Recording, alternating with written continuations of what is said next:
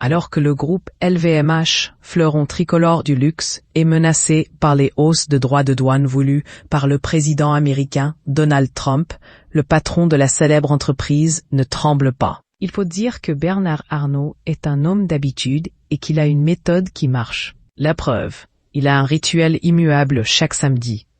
À 76 ans, Bernard Arnault est le Français le plus riche du monde avec une fortune estimée, à date, à 145 milliards de dollars, d'après Forbes. Il est à la tête d'un empire industriel bâti autour de marques mythiques comme Christian Dior, Louis Vuitton ou Moet. Pour garder son groupe au sommet du luxe mondial, il a une habitude bien à lui. Il visite les magasins de son groupe chaque samedi et est capable d'en enchaîner 25. Dans un reportage de GQ, intitulé « Les 10 conseils de Bernard Arnault à mettre en pratique pour réussir », l'homme d'affaires déclarait alors « Je visite les magasins chaque semaine. Je cherche toujours les responsables des magasins. » Il déclarait « J'aime beaucoup visiter les magasins, c'est la réalité. Je dis toujours à mes collaborateurs qu'il faut être le moins possible dans les bureaux.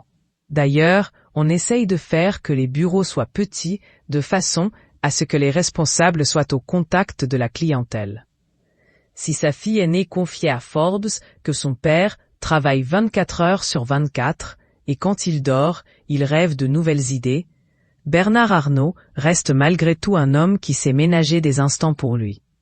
Derrière l'image du patron infatigable se cache un adepte de musique qui commence ses journées en écoutant du classique, comme il l'a révélé à Bloomberg. Formé au piano dans sa jeunesse, il a admis ne pas avoir eu le talent nécessaire pour en faire une carrière. Le PDG de LVMH ne montre aucun signe de ralentissement. Malgré son attachement à sa famille et un besoin de repos bien mérité, il prévoit de rester en poste au moins jusqu'en 2030, avant de passer le relais à l'un de ses enfants. S'il continue à tenir les rênes avec autant d'énergie, c'est sans doute parce que, comme il le dit lui-même, chaque jour il s'amuse en travaillant. Le secret de la réussite.